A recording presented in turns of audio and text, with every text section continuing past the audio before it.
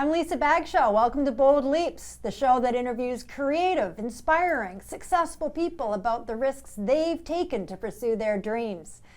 Today's guest is award-winning and best-selling cookbook author, baker, designer, and photographer, Rosie Daykin. Rosie was a highly successful interior designer, featured in national magazines and TV shows, and by all accounts, was living a charmed life with husband Paul and daughter India, rescue dog, and 2 cats when she saw an opportunity to pursue her dream of being a baker and opening a neighborhood bakery. With no formal training in baking or running a bakery, she found a location in the quaint neighborhood of Dunbar in Vancouver and opened the doors. No one could have guessed how her brand would have skyrocketed unless you know Rosie. What I wanted to know is what happens when you take the leap toward your dreams, but you really have no idea what you are doing. Thank you for being here, Rosie. Thank you for having me. What a story. Well, it's been a ride. It's been a ride. Let's get into it. I have been following your career and your success since you actually opened at 2007. Yes, correct. On Dunbar Street, because I just lived down the street, and I watched that bakery grow in leaps and bounds, and another location, and a marshmallow factory, and 4 books.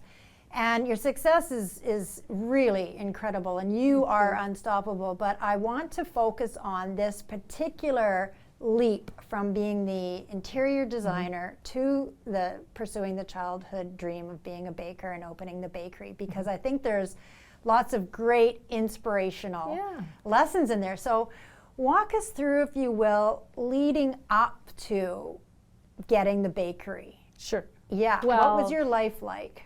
Well, it was great. Yeah.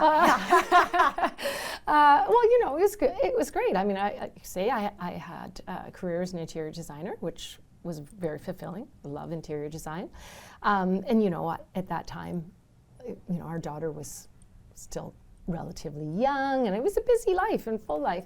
But I had always had an idea in my mind that I was a keen baker from a very young age, and so I'd always talked about wanting to do this, and I do joke a little bit. It's like it's great, it's bad, in the sense that if I say I'm going to do something, if I do verbalize it, then I somehow have this internal thing where I have to follow through. I should keep my mouth shut more often. But So I just sort of knew. I don't know how people know or if everyone's like that, but I felt like I was at this point where I'm like, I really want to do this. Now it seems to be the right time for me to make this move. And I think it was a couple of things. I think it was the right time for me personally to kind of make this leap. And also I felt that it was the right time as far as the market was concerned. Like just sort of, judging what was out there and what wasn't out there, and what in my mind, what I thought I wanted to do with it all. And it just felt like, okay, now or never. Now's the time to do it. And searching for that space was also part of the challenge, because I had a really particular idea in mind of where butter needed to be located, the way it had to feel. And so that was a little bit of a challenge. And so when the spot on Dunbar Street came available, and it actually wasn't known to be available. It was going in and speaking to the woman, a very, very elderly woman named Mabel, who owned that bakery. She didn't own the building, she owned the bakery. And so I just went in to inquire to say, have you ever considered, selling this bakery or whatever? And she's like, well, actually, it's for sale. And so it was just a weird, strange series of events, but yeah. So that's how we got that space. So almost meant to be. Yeah. I would think, in hindsight, maybe a little bit, like you think, oh, that all lined up awfully well. Yeah. And so what do you think ignited the dream to? It's hard to say, but I will say, from a very young age, 5, 6 years old. I had talked about, and I write about this in my first book, I talked about having and I say a bakery, but I did talk about having a donut shop. And so it was still baked goods, but I mean, I just had in my mind somehow that I really wanted to do this. And I, because I think also was, it was how much I loved baking, and the idea of doing that all day just seemed like the perfect job to me. There's a lot more involved than cranking out cakes out of your kitchen, but it was still very, very fulfilling. This might be a good time to ask about the cape.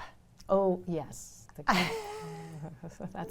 that comes from, my husband came home to me one day and he said, I found your theme song. And I was like, I have a theme song? and he's like, yeah. And anyways, this lovely song called The Cape, and the line in it, is about always trusting your cape, and meaning, you can jump off heights, you can do all these things, but just trust your cape because it'll work out okay. Because I think he had always recognized in me that that was kind of my vibe. I was always like, no, it'll be fine. It'll all be good.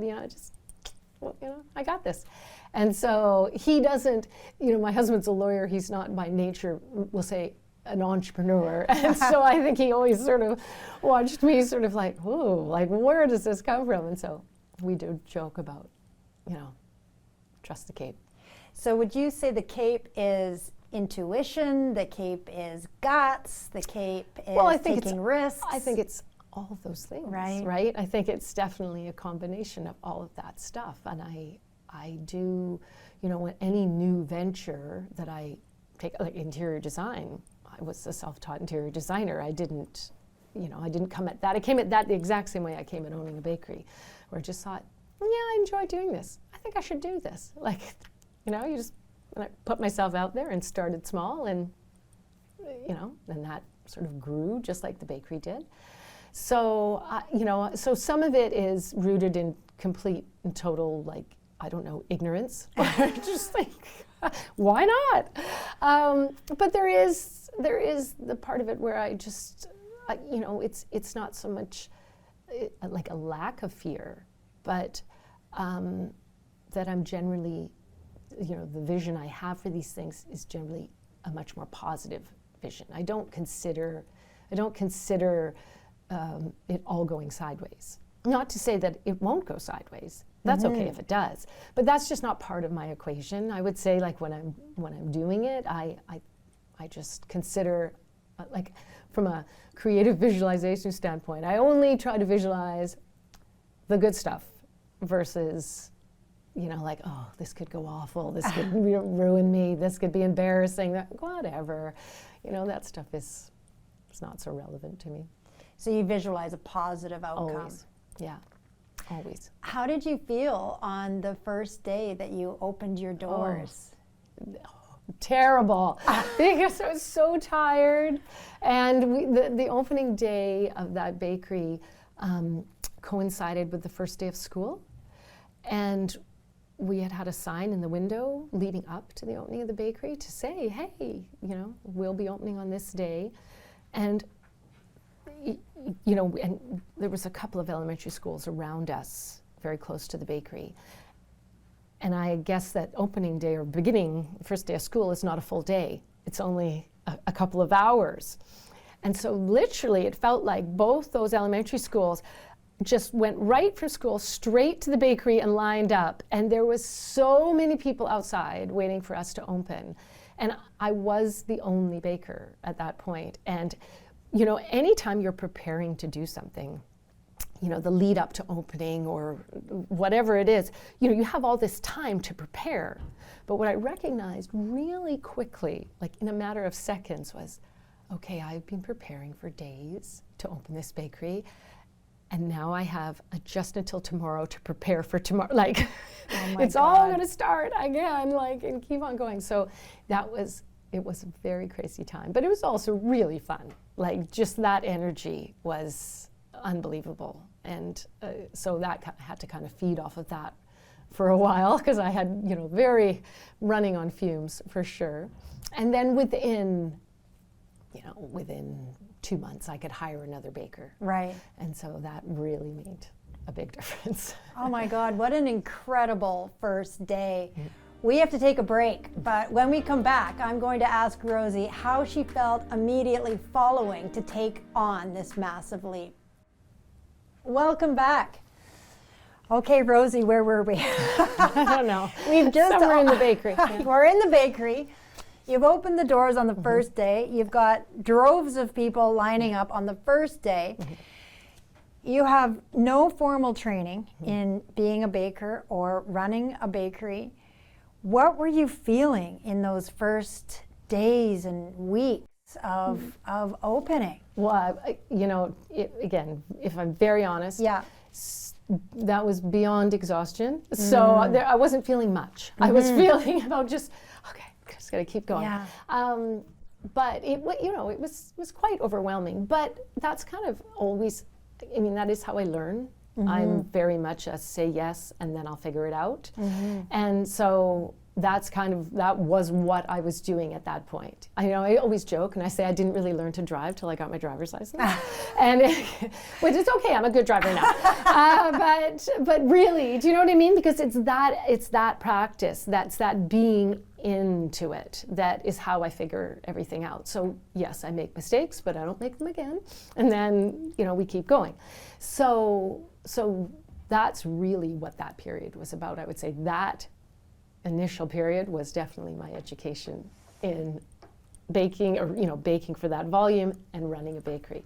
And then I got my sea legs, Yeah. I started to figure it out. But that's, I think, one of the things that I find most inspirational about you is that you believe in yourself enough to dive into a project and you trust that you will figure it out. Yes, but I would say that of anybody, right? If you sort of commit to something and you're into it, you can figure it out. I'm not saying I'm going to dive into brain surgery, just root around in here for a while. I'll get the hang of this. I'm not that, but for the most part, a lot of these things, you can figure your way around these things if you really want to and you're really dedicated to it. Right, if you're committed to it and dedicated. Yeah. Yeah. Now, what happened with the marshmallows? Well, marshmallows was one of the things we sold at the bakery, just off a cake stand. And then we did package some of them so you could buy a bag and take them away. And then shortly, like within a month of the bakery opening, then somebody from Whole Foods came and to scope out the bakery. I guess they, heard some things about it and said, can we carry these things? Can we carry your baking? Can we carry your marshmallows in our stores? And as well as, it was Whole Foods and Urban Fare. What's the other one? And of course, I did what I always do, and I said, yes, absolutely, of course. When would you like them? And then, then they left, and I was like, I better go Google this. I've got to figure this all out because, there's a lot of things involved in bringing a product to market. UBC codes and, all the ingredients and, nutritional breakdowns and all this kind of stuff. So that was a bit harried and crazy, but they were on the shelves by Christmas. So I did get it done. But as a result of that was another example of that just amped up that aspect of the business. Now we had a wholesale kind of section of the business. So it was just, you were always like, like people say like, oh, how did you do that? And they're just racing to keep up, to keep ahead of it. And but once you kind of got, once you pushed to get to that point, that's when you could kind of figure out your systems and all of that kind of, and so things calmed down. Things started to work, we'll say. It must have been nuts opening the bakery, running the bakery, and then all of a sudden being in charge of, oh yeah, I want to say mass distribution of, or mass it did production become that. Yeah, it did. Marshmallows. It did. We ultimately ended up taking another facility just to make the marshmallows. But it was a little nuts. But again, good energy. Really, all so positive, and then so many things stemmed from that. Like, everything is another platform to something else or some new experience or new challenge, whatever it might be. And so, the bakery was again this catalyst, of course, for me writing cookbooks. I might not have done that if not for the bakery, but that offered me a new opportunity, a new creative outlet, and it was fantastic. So, well, that's a really good example, because that I do feel with you, one of your secrets to your success is you see opportunities and you take them. And I think so this whole idea of using your platform, the bakery, your brand, which is phenomenal, the marshmallows, and then the books. Yeah. So well, I mean, I think the thing is, when I created butter, I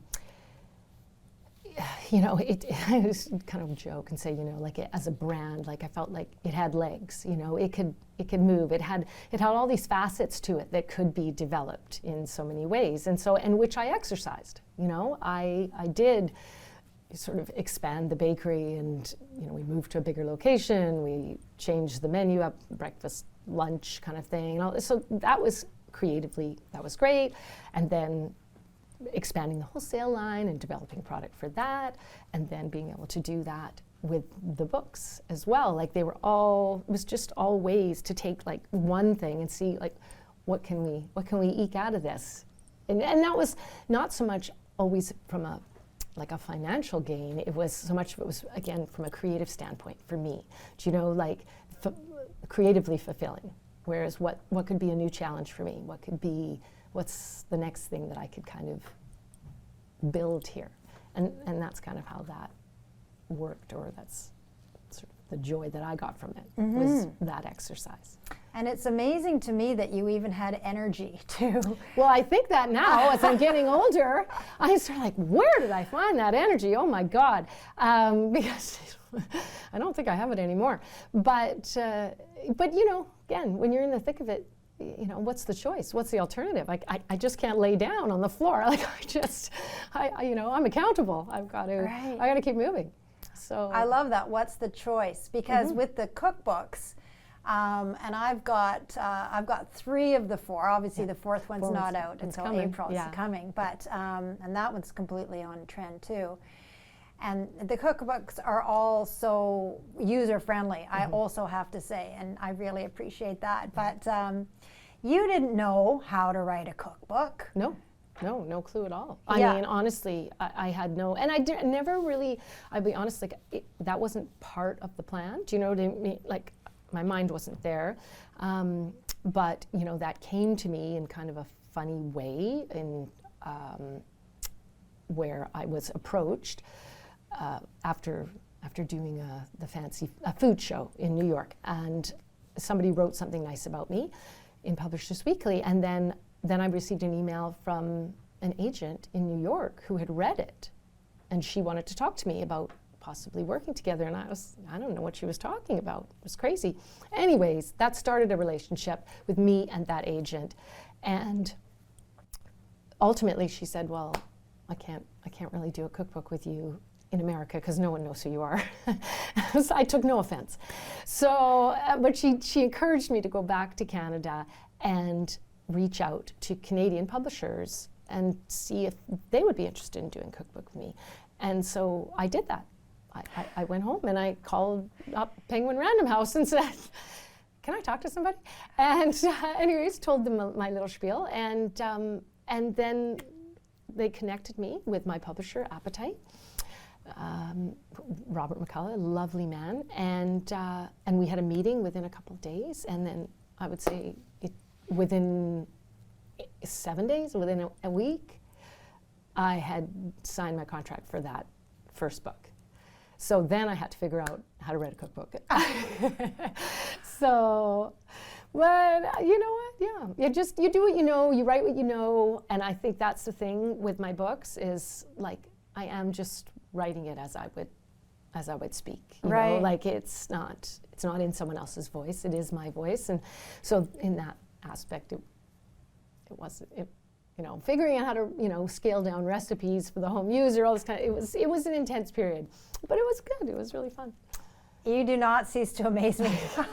We have to take another break, but stay with us because we are going to talk about what life is like now for Rosie and her unstoppable attitude when we come back. Welcome back. Well, Rosie, I do want to talk just briefly about the fact that you've taken even more bold leaps since all of this wonderfulness has happened, and you have, in fact, sold the bakery. Yes. Yeah. To write another book, The Side Gardener.